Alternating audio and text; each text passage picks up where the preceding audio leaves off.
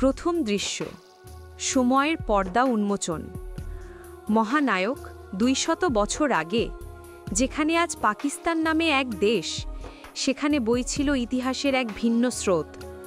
মোগল সাম্রাজ্যের শেষ আলো নিভে যাচ্ছিল। ইংরেজ সাম্রাজ্যের ছায়া তখন ধীরে ধীরে বিস্তার করছিল ভূমি ও মননে। এ ছিল 1825 সালের সময়, যখন লাহোর, সিন্ধু, বেলুচিস্তান ছিল রাজা, নবাব ও ব্রিটিশদের রাজনৈতিক দাবার বোর্ডে। মোগল আমলের ঐশ্বর্য হারিয়ে মানুষ তখন যুদ্ধ, কর আর দারিদ্র্যের মাঝে বেঁচেছিল। পাঞ্জাবের মাটিতে শিখ সাম্রাজ্য উঠেছিল। মহারাজা রণজিৎ সিং তখন লাহোরে শাসন করতেন। তার পতাকায় উঠত সিংহের প্রতীক, আর মুসলমান, হিন্দু, শিখ মিলেমিশে বাস করত এক জটিল সমাজে। শিখ সাম্রাজ্যের শক্তি ও পতন। 1840 শিখ সাম্রাজ্যের যুগ। তাদের সেনারা লড়ত সাহসিকতায়, ইংরেজরা দেখত সম্ভাব্য প্রতিদ্বন্দ্বী হিসেবে। লাহোরের রাজপ্রাসাদে বাজত যুদ্ধের ঢোল, আর সীমান্তে জন্ম নিত ইতিহাসের আগুন। কিন্তু রণজিৎ সিংহের মৃত্যুর পর রাজ্য দুর্বল হয়ে পড়ে।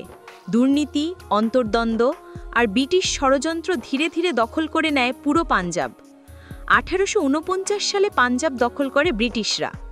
এরপর সিন্ধু, বেলুচিস্তান, উত্তর পশ্চিম সীমান্ত সব অঞ্চল ব্রিটিশ ভারতের অন্তর্ভুক্ত হয়। লাহোর, করাচি, কোয়েটা, পেশোয়ার হয়ে ওঠে তাদের প্রশাসনিক ও সামরিক ঘাঁটি।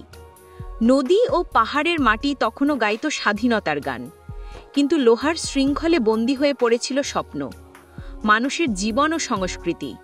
গ্রামীণ পাকিস্তান তখন ছিল ঐতিহ্যে ভরা।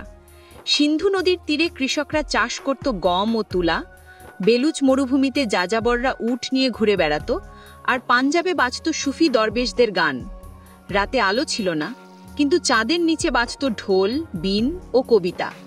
মানুষ দরিদ্র ছিল, কিন্তু আত্মায় ছিল গর্ব। নিজ ভূমি ও ধর্মকে ভালোবাসত অগাধ শ্রদ্ধায়। ধর্ম ও ঐক্যের শিকড়। 200 বছর আগে পাকিস্তানের এই ভূমি ছিল বহু ধর্ম ও সংস্কৃতির মিশ্রণ।